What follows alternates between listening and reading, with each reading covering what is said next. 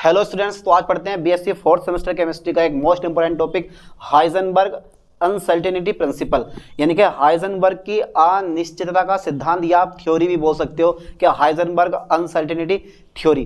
तो एक most important topic है। पहले मैं डालता हूं हेडिंग, फिर देखते हैं इस टॉपिक को क्या है ये। तो हेडिंग है मेरे पास हाइजेनबर्ग, ठीक है, अनसर्टेनिटी थ्योरी की जगह मैं प्रिंसिपल लिख रहा हूं यहां पे, ठीक है, प्रिंसिपल। ठीक है भाई, बहुत बढ़िया। टॉपिक ही इंटरेस्टिंग होने वाला है और इस 2 लाइन का प्रिंसिपल है, ये 2 लाइन का प्रिंसिपल है और उस 2 लाइन के प्रिंसिपल ने पूरे का पूरा बोर का एटॉमिक मॉडल फेल कर दिया, जो कि आप अब तक पढ़ते आ रहे हो। ठीक है, सन 1913 में 1913 में बोर ने अपना एटॉमिक मॉडल दिया और इस 2 लाइनों ने, इसके नियम ने, ठीक है, पूरे का पूरा एटॉमिक मॉडल फिल कर दिया बोर का। ठीक है, वो कैसे फिल करा वो भी हम चीज को देखने वाले हैं अभी आगे। तो सबसे पहले देखो, इसकी अगर मैं थ्योरी लिखूं तो थ्योरी का नाम समझ लो कि भाई सन 1927 में इस नियम का प्रतिपादन करा किसने? हाइजेनबर्ग ने। ठीक है, किसने करा? हाइजेनबर्ग ने। तो मैं लिख दे रहा हूं यहां पे, देखो हाइजेनबर्ग, स्पेलिंग चेक कर लेना। हाइजेनबर्ग ने सन 1927 में इस नियम का प्रतिपादन किया। ठीक है भाई, इस नियम का प्रतिपादन किया। अच्छा, ये नियम आपको बताता क्या है भाई? कुछ ना कुछ तो ये नियम आपसे कहता होगा। क्या कहता है? कि भाई इस नियम के अनुसार, ठीक है भाई, ये नियम आपसे क्या कहता है? क्योंकि आपको नोट्स भी चाहिए, इसलिए मैं लिखवाने के साथ साथ समझाऊंगा अभी आपको। अब क्या होगा कि जो इलेक्ट्रॉन होता है वो इस न्यूक्लियस के चारों ओर क्या करता है? राउंड करता है, चारों ओर घूमता है। ले भाई, ये घूम रहा हमारा इलेक्ट्रॉन। ठीक है, ये घूम रहा है हमारा इलेक्ट्रॉन। देखो कितना इजी तरीके से समझोगे इस नियम को। ठीक है, अब जब इलेक्ट्रॉन इस न्यूक्लियस के चारों ओर घूम रहा है तो इस इलेक्ट्रॉन का वेग भी होगा और इलेक्ट्रॉन की पोजीशन भी होगी। पोजीशन मतलब कि ये इलेक्ट्रॉन नाभिक से कितनी दूरी पर घूम रहा। पार्टिकल बहुत छोटा, ध्यान देना, पार्टिकल बहुत छोटा। बड़े पार्टिकल के लिए, लार्ज पार्टिकल के लिए ये हाइजेनबर्ग अनसर्टेनिटी प्रिंसिपल लागू नहीं होता। ठीक है, बड़े पार्टिकल के लिए क्यों लागू नहीं होता ये भी चीज देखने वाले हैं, लेकिन स्मॉल पार्टिकल के लिए ये वाला जो लॉ है, यानी कि जो ये प्रिंसिपल है, वो लागू होता है। अब इलेक्ट्रॉन नाभिक के चारों ओर रोटेट कर रहा। ठीक है, इस इलेक्ट्रॉन के पास क्या है? वेग भी है और इस इलेक्ट्रॉन की पोजीशन भी है। अब वेग और पोजीशन दोनों का आप एक साथ सही निर्धारण संभव नहीं है, यानी कि पोजीशन और वेलोसिटी, यानी कि पोजीशन और वेलोसिटी का एक साथ आप सही से निर्धारित नहीं कर सकते हो। आप पोजीशन और वेलोसिटी आप साथ सही निर्धारित नहीं कर सकते हो। ये कहता है आपके पास ये वाला नियम। ठीक है, यानी कि इस नियम के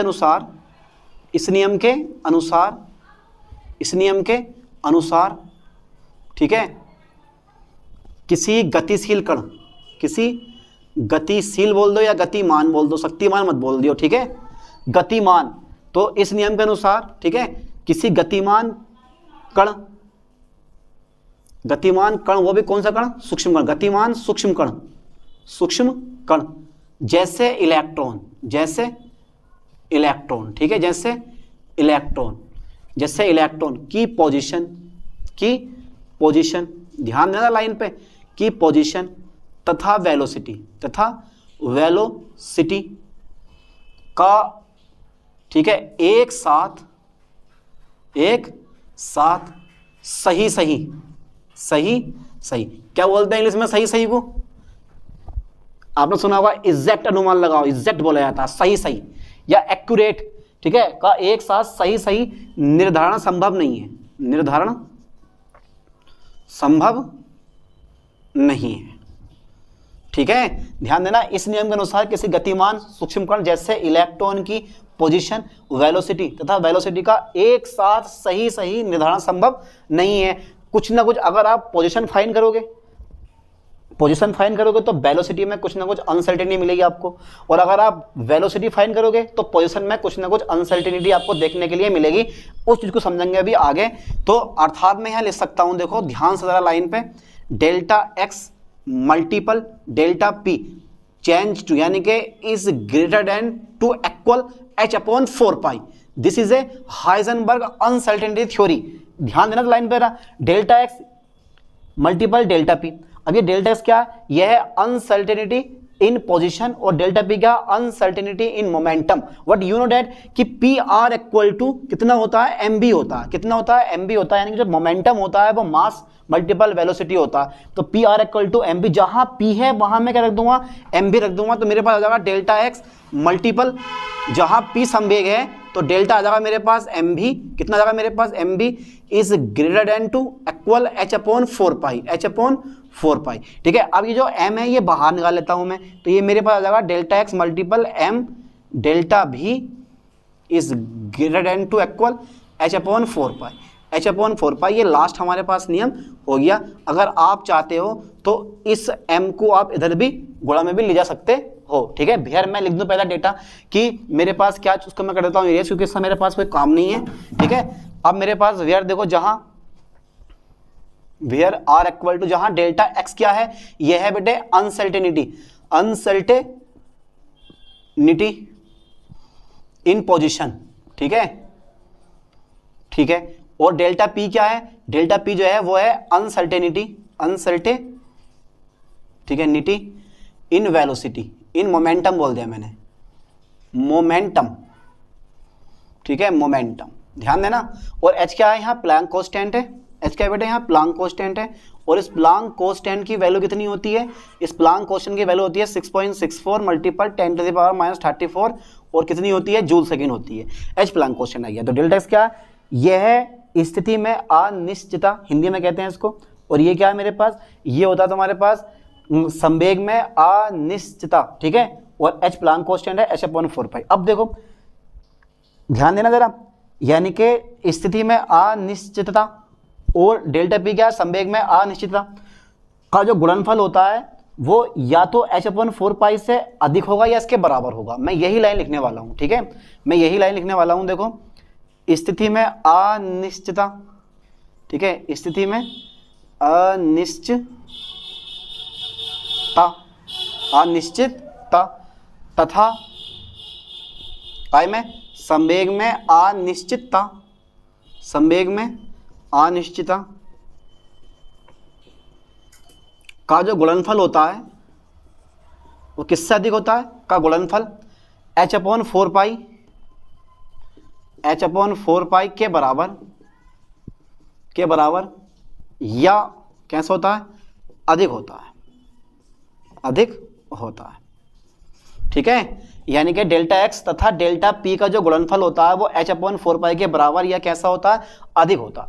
ठीक है, अब बात यहाँ ये आती है, अगर आप किसी इलेक्ट्रॉन की, ठीक है, किसी भी इलेक्ट्रॉन की, अगर आप किसी इलेक्ट्रॉन की स्थिति का सही करते हो निर्धारण, यानी कि अगर किसी इलेक्ट्रॉन की सही स्थिति ज्ञात करते हो तो डेल्टा पी का मान अपने आप अधिक हो जाएगा। और अगर आप संवेग में, यानी कि मैं बोल सकता हूं बेग में, अगर बेग में अनिश्चितता यानी कि अनसर्टेनिटी आप वेलोसिटी फाइंड करते हो तो डेल्टा एक्स का मान अपने आप क्या हो जाएगा, अधिक हो जाएगा। पर इतना लंबा डीपली करके हमें पढ़ना नहीं है, हमें तो लिख के आना और अच्छे नंबर ले आने हैं। ठीक है, इतना ही बहुत है हमारे लिए। तो ये हो गया तुम्हारे पास स्थिति में अनिश्चितता और संवेग में अनिश्चितता का जो गुणनफल होता है वो एच अपॉन 4 पाई के बराबर या कैसा होता है, इससे अधिक होता है। पी फॉर एम बी होता है, जहां मैंने पी का रख दिया, एम बी रख दिया। तो ये नियम यहाँ फाइनल हो जाता है। बस पढ़ना है इसका एक्सप्लेनेशन, जो कि आपको देखा आना पेपर में, लिख के आनी है, बहुत जरूरी है। ठीक है, नहीं क्या मेरे पास एक्सप्लेनेशन, और इसकी जो एक्सप्लेनेशन होती है वो बेटा बड़ी इजी नहीं है। एक्सप्लेनेशन, ठीक है, व्याख्या बोला जाता है।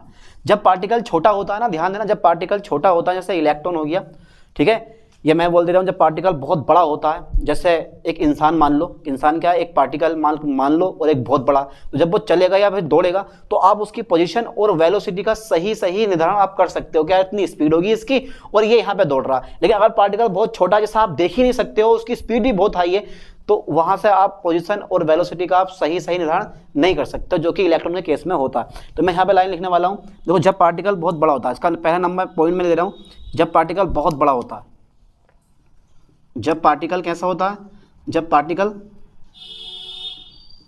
बहुत बड़ा होता है, बहुत बड़ा होता है, ठीक है, तो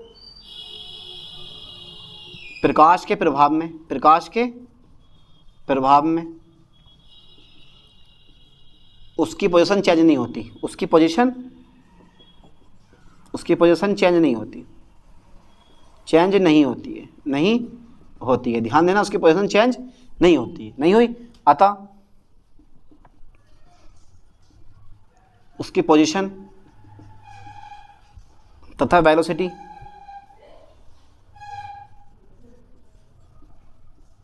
का सही सही निर्धारण हो जाता है, सही निर्धारण हो जाता है। ठीक है। और जब पार्टिकल कैसा होता है बेटे, जब पार्टिकल छोटा होता है, आप अब आई बात देखो, जब पार्टिकल कैसा होता है, जब पार्टिकल अति सूक्ष्म है, अति सूक्ष्म है, जैसे इलेक्ट्रॉन, जैसे कैसे, जैसे इलेक्ट्रॉन,